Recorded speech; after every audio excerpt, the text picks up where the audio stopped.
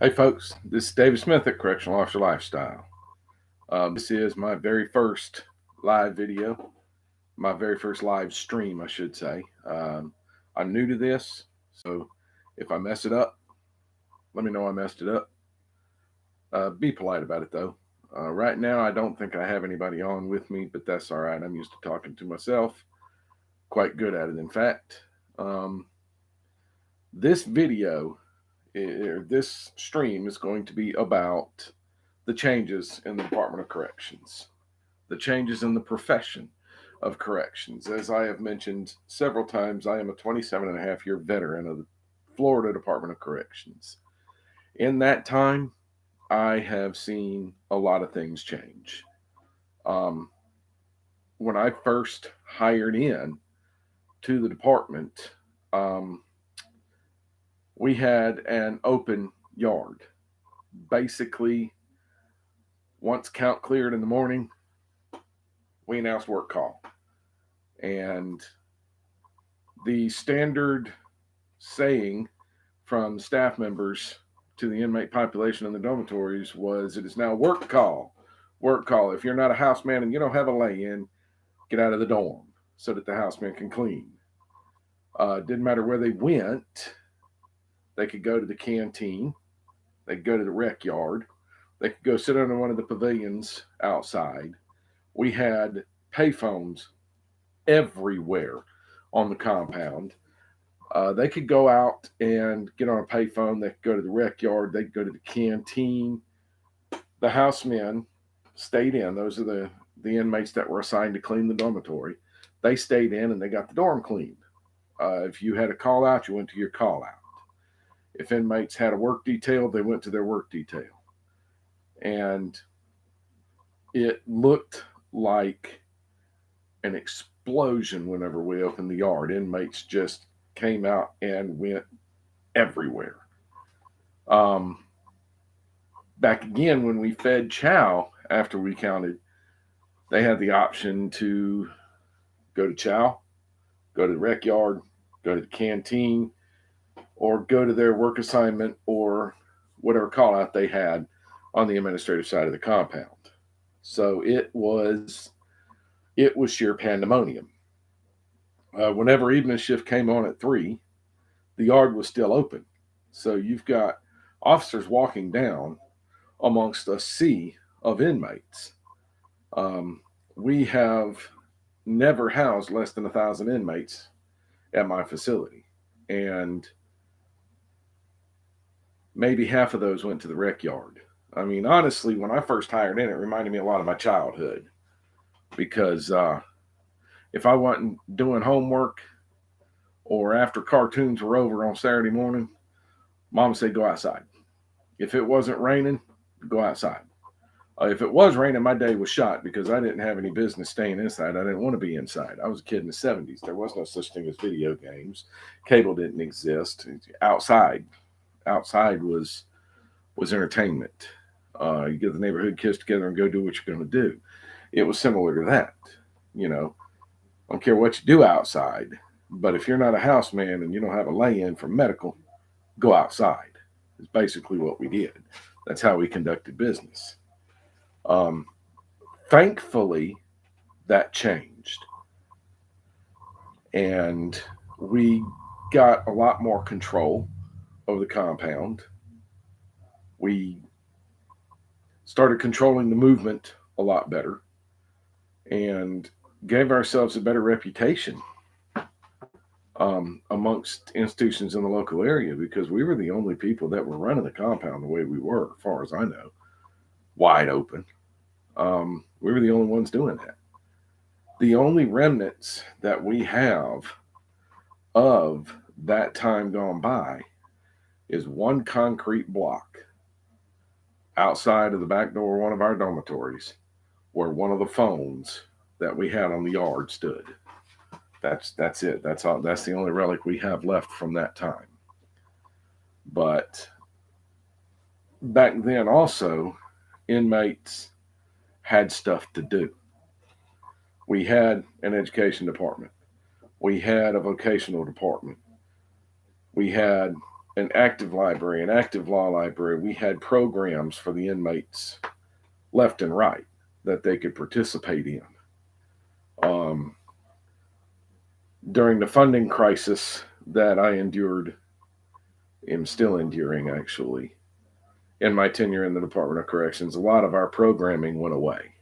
We don't have as active an education program anymore. We really don't have a vocational program anymore, other than to say, we have inmates learning a trade alongside a maintenance man while they repair things at the institution, um, or food prep, you know. So there's that. But we've we went to a time where at least my facility was little more than a warehouse. We put criminals in and just make sure they didn't leave. That was pretty much our job. So we've moved from that to now we are offering a lot of programming. We have the drug treatment program. We have an active reentry program. Reentry is where inmates are taught life skills to help them reenter society because that's where they're going. And let's face it, if you've been in for a long time, stuff has changed. The inmates like to refer to people that have been in for a long time as having a Buck Rogers date, which I find amusing, and that's the only reason I shared it with you. So, um, but now, as things have changed, the correctional officer has had to change with them. The correctional officer has had to change the way that they conduct business. And those that are not able to or not willing to often don't make it anymore in the department or in our profession. So the changes that we are seeing are leaning more towards programming for the inmates to get the inmates ready to reenter society so that when they reenter society, they are less likely to commit additional crimes. They are less likely to violate the law again and come back to the prison system, which is our way of reducing recidivism. So I'm often asked by the veteran correctional officers, why do we have such an emphasis on reintegrating people into society? Why do we have such an emphasis on bringing people, giving them the programs when society has basically said we don't want them anymore? Which, for the most part, that's partially true, I guess. But society, I don't see it as society has said we don't want this person anymore. We don't want that crime anymore. And that person embodied that crime. So therefore, we take that person off the street, that crime goes away. Well, if we can take that crime away from that person and put that person minus that crime back on the street, then no harm, no foul. He served his sentence. He's got skills with which he can survive, and he's no longer that crime. He is a crime free person. That is basically what the Department of Corrections is about. That's what our profession is about. Taking people in, teaching them skills to be law abiding citizens, and sending them back out into society so that they can thrive and make it. A lot of your rookie staff, I don't know what it is about some of the rookies we're getting in, but they want to revert to the old system. They want to say, I don't want all of these people.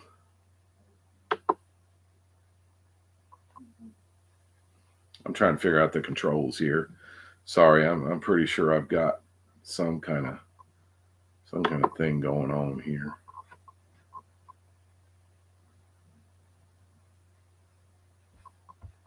So yeah, I think this thing's trying to tell me I have three folks online with me, and I think my wife's one of them. I just heard it in the other room.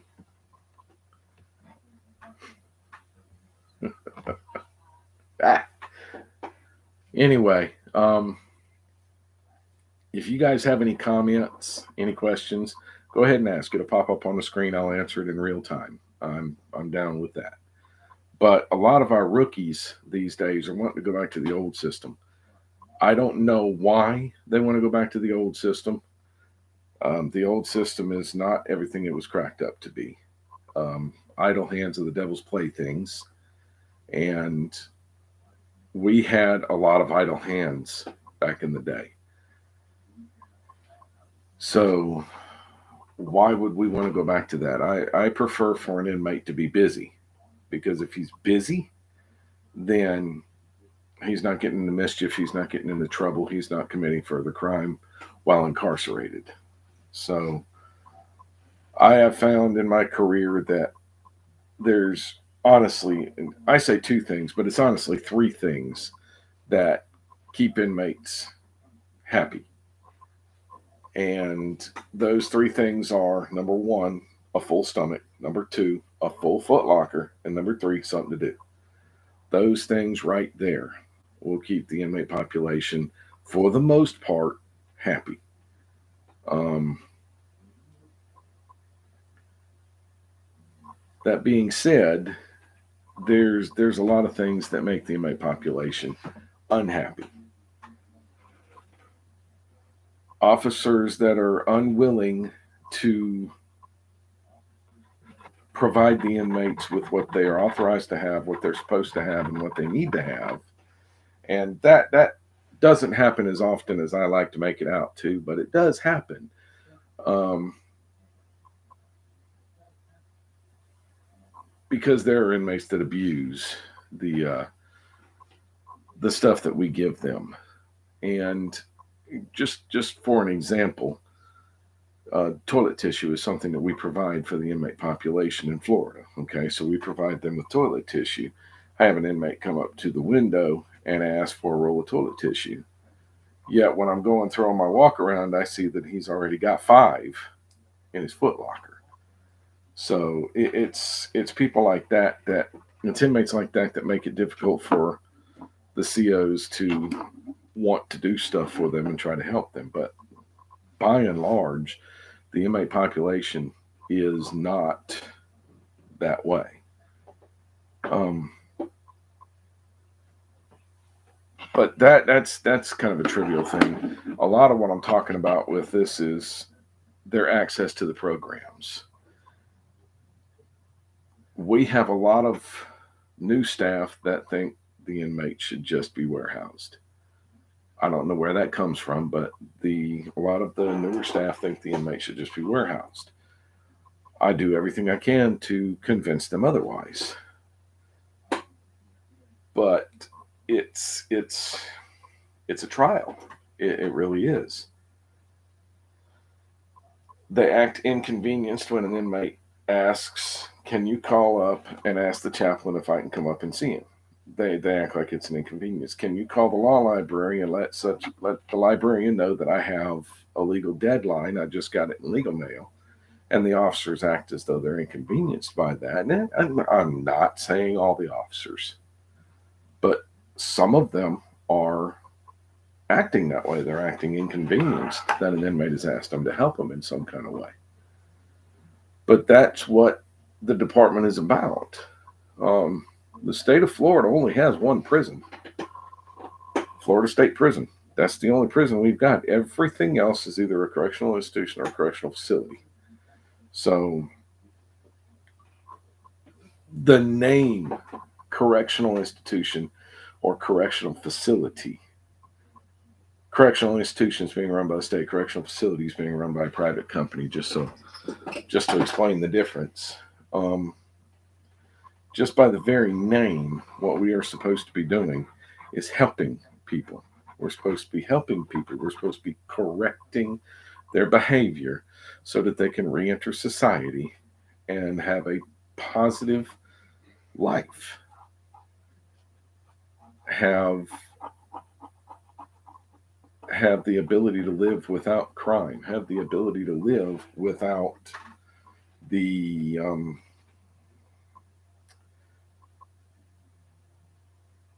negativity, the bad things in their life. That's what we're trying to get away from. So,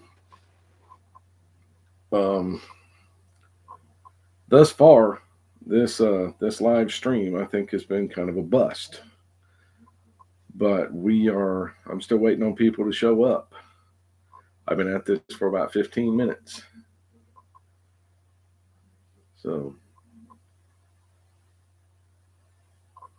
anybody have any questions, shoot them to me. Because I want to know what y'all think. I want to know what you guys are thinking about the changes in the department, the changes in the profession.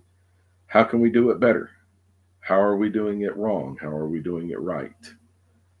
I'm probably going to end up cutting this pretty short, simply because of the lack of people on with me. But if you have any questions, send them my way. So the profession itself is not the easiest of professions. It's not physically demanding, not like a construction job or something like that, but it is mentally demanding and it is very emotionally taxing. And that is one thing that a lot of the newer staff are having to deal with. That's not a change from the past, but it is something that we deal with on a regular basis, is the emotional side of it, the physical side of it. So if you have any bad things going through your head, remember that I have not found the institution that doesn't have a peer support group.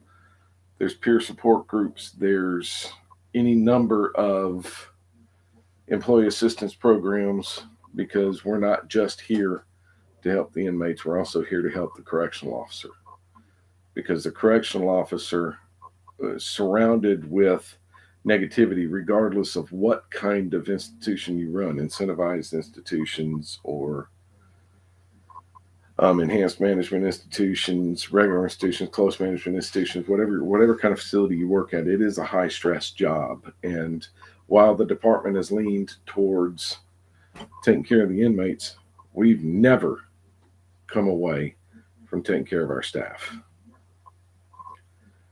So if you need help, ask for it. Folks, I think that's going to about wrap it up for me. I've been at this for 18 minutes, and the changes within the department, they're real. They are leaning more towards putting productive citizens outside the gate so that they don't reoffend, and taking care of our staff.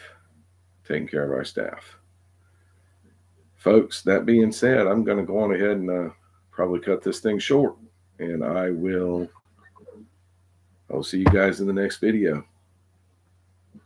I've got my domestic violence spiel that I usually go through. I'm going to go on ahead and go through it now, but it's also in the bio of the video. It's in the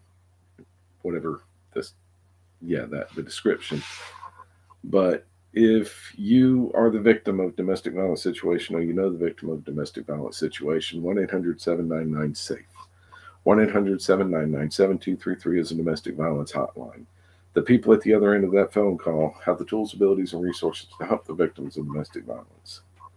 If you know the aggressor in a domestic violence situation, remember to say something to somebody. The worst thing you can do is nothing. And if you are the aggressor in a domestic violence situation, there's help for you to first admit that you need it and then ask for it. Folks, this is David Smith at Correctional Officer Lifestyle. I will see you guys next time.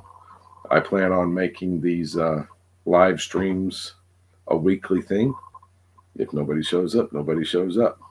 When I record videos, I'm talking to just a camera anyway. So, but Friday nights, 8 p.m., that's when I plan on doing this. So, y'all join me.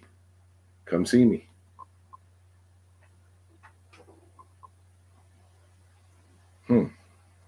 Somebody just showed up on the chat, and I can't